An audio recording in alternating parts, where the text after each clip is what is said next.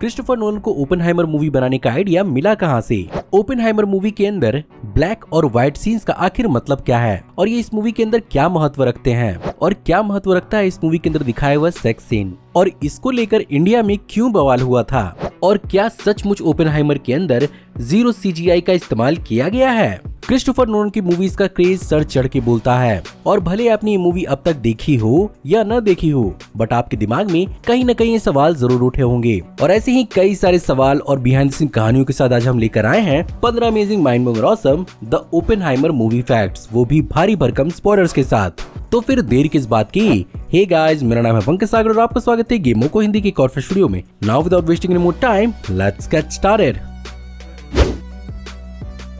ये बात तो आप सब जानते हो कि क्रिस्टोफर नोलन की Oppenheimer movie actually late American physicist Robert J Oppenheimer की एक बायोपिक है, जिन्होंने एक्चुअली एटम बम की खोज की थी। बट उनकी कहानी पर एक मूवी बनने की शुरुआत तब हुई जब 2005 में अमेरिकन प्रोमेथियस नाम की किताब लॉन्च की गई थी, जिसे काई बर्ड और मार्टिन जे शर्विन ने लिखा था। और एक्चुअली 2005 में सैम मेंडेस इस बुक को अडॉप्ट करना चाहते थे, बट उस समय ये मूवी नहीं बन पाई। बाद में 2015 तक इस बुक के राइट्स जे डेविड वार्गो के पास थे, जो खुद अपनी तरफ से हॉलीवुड के अलग अलग एग्जीक्यूटिव से मिलने लगे और फाइनली उनकी मुलाकात चार्ल्स रोवन से हुई, जो as a producer Christopher Nolan के साथ कई मूवीज में काम कर चुके थे। फाइनली टेनेट के फिल्मिंग के एंड के दौरान रॉबर्ट पैटिंसन ने अपनी तरफ से एक्चुअली क्रिस्टोफर नोलन को अमेरिकन प्रोमेथियस नाम की किताब को गिफ्ट किया एंड टर्न्ड आउट कि क्रिस्टोफर नोलन खुद लंबे समय से ओपेनहाइमर से काफी ज्यादा फैसिनेटेड थे और वो उनकी कहानी पर एक्चुअली रिसर्च कर रहे थे और यहीं से उन्हें इस मूवी को बनाने का आइडिया समझ में आया। लेकिन भले ही टेनेट के एंड के दौरान क्रिस्टोफर नोलन को अपना आइडिया मिला था, बट वार्नर ब्रोस के अंदर एक रीजन है कि ये बन नहीं पाई और वो रीजन है टेनेट के रिलीज के दौरान वार्नर ब्रोस का लिया हुआ फैसला, जिसमें उस साल 2021 के आने वाली सारी मूवीज को एक्चुअली थिएटर्स के साथ साथ HBO मैक्स पर भी रिलीज करने वाले थे। ऑफ कोर्स उस समय कोविड पैंडेमिक पीक पर था, जिसके कारण वार्नर ब्रोस का लिया हुआ ये फैसला क्रिस्टोफर नोलन को थोड़ा जमा नहीं, क्योंकि इस पर्टिकुलर मूव से टेनेट की कमाई पर बहुत ज्यादा बुरा असर पड़ा था और इसी के चलते उन्होंने अलग अलग ऑप्शंस को तलाशना शुरू कर दिया, जिसमें उन्होंने सोनी पिक्चर्स, पैरामाउंट पिक्चर्स और यूनिवर्सल और एप्पल स्टूडियोज तक से बात की। फाइनली क्रिस्टोफर नोलन ने NBC यूनिवर्सल की चीफ कंटेंट ऑफिसर डोना लैंगली से मुलाकात की और यहीं से इस मूवी को यूनिवर्सल के अंदर बनाने का प्लान किया गया। बट इस बैनर के अंदर इस मूवी के प्रोडक्शन के लिए भी क्रिस्टोफर नोलन की कुछ शर्तें थीं, जिनमें $100 मिलियन इस मूवी के प्रोडक्शन मिलेंगे और उतना ही अमाउंट वो इस मूवी के मार्केटिंग में खर्च करवाएंगे। साथ ही साथ इस मूवी को 90 से लेकर 120 दिन तक थिएटर्स में रखा जाएगा और इस मूवी के आए हुए पहले कमाई का 20% उन्हें दिया जाएगा। साथ ही साथ 3 हफ्ते तक यूनिवर्सल की कोई भी मूवी थिएटर्स में रिलीज नहीं की जाएगी। बात अगर यहाँ पर ओपेनहाइमर की कहानी को लिखने की आती है, तो यहाँ पर एक्चुअली क्रिस्टोफर नोलन ने इस बात को एक्सेप्ट किया है कि वो इस मूवी को एक्चुअली 20 साल से इन्विजन कर रहे थे, बट इस मूवी की स्क्रिप्टिंग उन्होंने अमेरिकन प्रोमेथियस बुक को पढ़ने के बाद ही शुरू की थी, जहाँ पर एक्चुअली ये उनकी पहली मूवी है जिसे एक्चुअली फर्स्ट पर्सन पर्सपेक्टिव के अंदर दिखाया गया है, जहाँ पर उन्होंने इस मूवी को बेसिकली एक कॉशनरी टेल की तरह बनाने की कोशिश की है, जो एक ऐसे इंसान की कहानी को बताता है जो एक हिस्टोरिक और जियोपॉलिटिकल इवेंट्स के अंदर फंसा हुआ है। साथ ही साथ इस मूवी के अंदर उसके नजरिए और दूसरे के नजरिए को भी डिफरेंशिएट करने की कोशिश की गई है और वो डिफरेंशिएशन का टूल बना इस मूवी के कुछ ब्लैक एंड व्हाइट सीन्स, जहां पर शायद आपको ना मालूम हो कि इस मूवी के कलरफुल सीन्स एक्चुअली ओपेनहाइमर के सब्जेक्टिव पर्सपेक्टिव यानी अपने नजरिए को रखते हैं और मूवी का मेजॉरिटी यही सेक्शन है। वहीं पर ब्लैक एंड व्हाइट उनके पब्लिक एनकाउंटर्स और रिकॉर्डेड हिस्ट्री पर बेस्ड है, जो एक्चुअली सबके सामने है और ये मूवी एक्चुअली ओपेनहाइमर और उन पर लोगों के पर्सपेक्टिव को सामने रखने की कोशिश करती है। लेकिन इस मूवी के अंदर ज्यादा कलरफुल शॉट्स का मतलब यही है कि मूवी ज्यादातर ओपेनहाइमर के नजरिए से ही दिखाई गई है। लेकिन इस मूवी के अंदर एक्चुअली लीड कैरेक्टर के लिए किलियन मर्फी को कास्ट करने का सबसे बड़ा रीजन था क्या?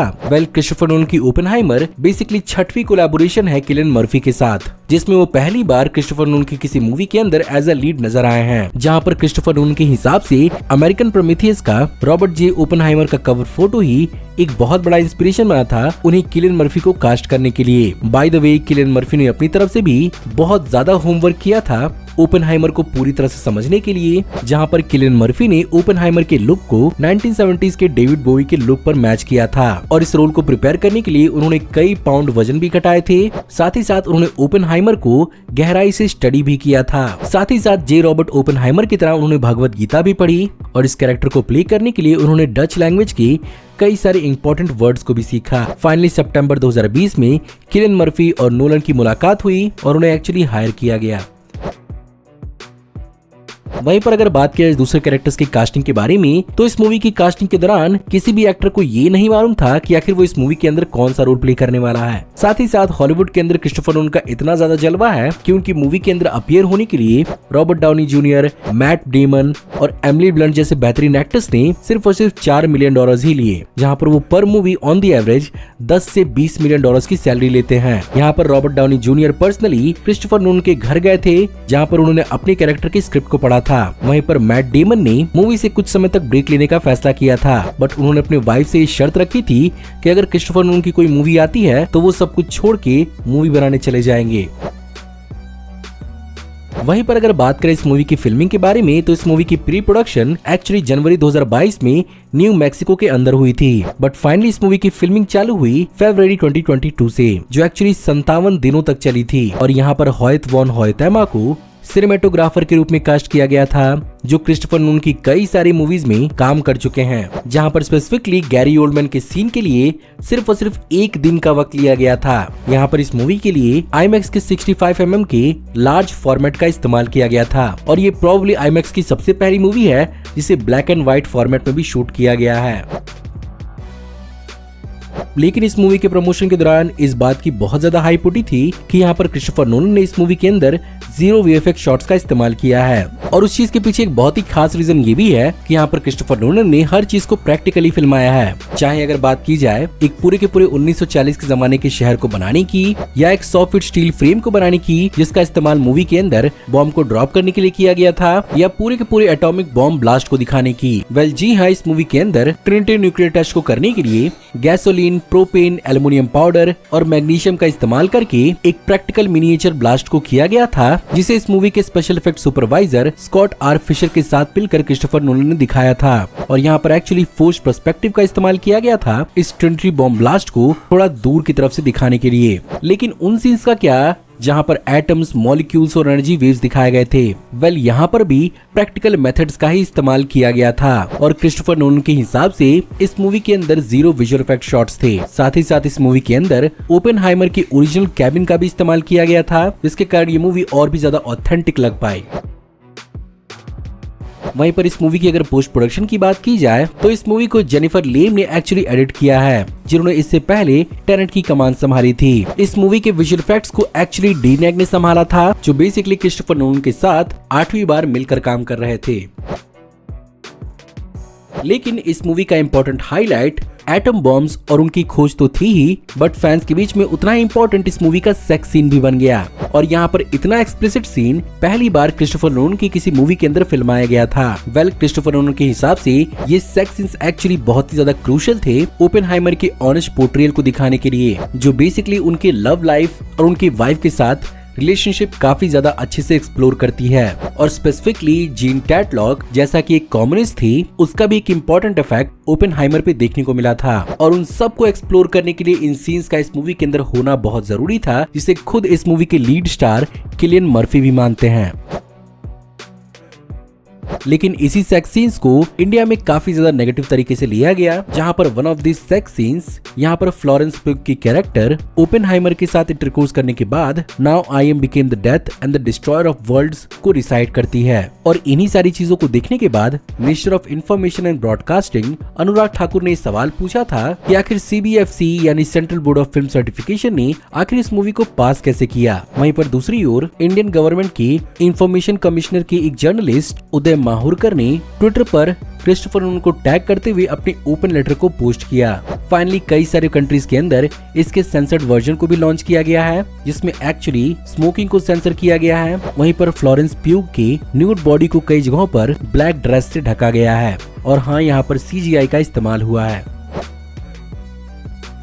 वहीं पर क्रिस्टोफर नोलन की मूवीज का म्यूजिक और साउंड डिजाइन भी काफी इंपॉर्टेंट रोल प्ले करता है एक मूवी की पूरी कहानी को एक्सप्लेन करने के लिए। और यहाँ पर एक्चुअली टेनेट की तरह ही लडविग गैरिसन को फिर से लाया गया, जिन्होंने एक्चुअली इस मूवी के अंदर वायलिन का इस्तेमाल करके मूवी के कई प्रकार के टोन को एक्सप्लोर किया है, जिसमें रोमांस और हॉरर तक भी शामिल है।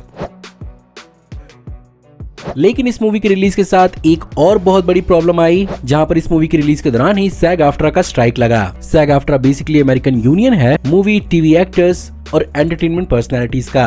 और यहाँ पर इस स्ट्राइक की मदद से यूनियन बेसिकली अमेरिकन प्रोड्यूसर्स से नए लेबर लॉस की मांग कर रहा है और ये अब तक चल रहा है। और इस पूरे के पूरे स्ट्राइक का हिस्सा बनने के लिए मूवी के लंदन प्रीमियर को कई सारे एक्टर्स ने अर्ली ऑन छोड़ दिया था और वो इसके प्रमोशन का हिस्सा नहीं बने थे।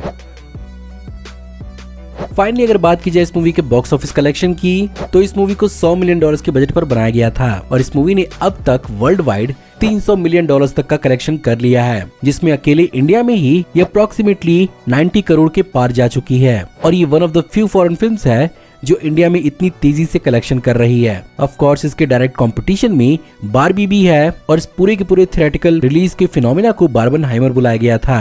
सरप्राइजिंगली बारबी ओपनहाइमर की तरह ग्राउंडेड न होने के बावजूद भी $600 मिलियन तक वर्ल्ड वाइड कमा चुकी है। बट ओपनहाइमर के बजट को कंसीडर करते हुए इस मूवी का कलेक्शन काफी अच्छा है। साथ ही साथ ये मूवी बारबी से क्रिटिकली काफी ज्यादा बेहतरीन साबित हुई है। वहीं पर फ्यूचर में तो इस मूवी का सीक्वल हमें देखने को नहीं मिलेगा। आई मीन यहाँ पर क्रिस्टोफर नोलन अगर दिखाएंगे भी तो दिखाएंगे क्या, बट हाँ शायद इसी मूवी की तरह एक सिमिलर कहानी वो दिखा सकते हैं, जहाँ पर वो actually aviation entrepreneur Howard huge की कहानी पर स्क्रिप्ट ऑलरेडी लिख चुके हैं। बस यहाँ पर पंगा ये है कि मार्टिन स्कॉर्सेसे ने लियोनार्डो डिकैप्रियो के साथ एविएटर नाम की हॉवर्ड ह्यूज की बायोपिक को ऑलरेडी बना दिया है। तो शायद यहाँ पर क्रिस्टोफर नोलन को इस मूवी को दिखाने के लिए एक नया नजरिया या अप्रोच दिखाना होगा। सो गाइज ये थे 15 अमेजिंग माइंड ब्लोइंग और awesome the Oppenheimer movie facts. उम्मीद करता हूँ कि आपको आज की वीडियो पसंद आई होगी। अगर ऐसा है तो प्लीज वीडियो को लाइक जरूर करिएगा और कमेंट्स में आप जरूर बताइएगा कि आपको इस मूवी के बारे में और क्या क्या मालूम है। अगर आप इस चैनल पर नए हैं तो प्लीज चैनल को सब्सक्राइब कर लीजिए। हम ऐसे ही ऑसम वीडियोस इस चैनल पर लाते रहते हैं। मैं आपको जल्दी ही एक दूसरी वीडियो में देखने को मिलूंगा। तब तक के लिए आप हमारी इन दूसरी वीडियोस को एंजॉय कर सकते हैं। Thank you for watching, see you in the next video. Till then take care, good bye.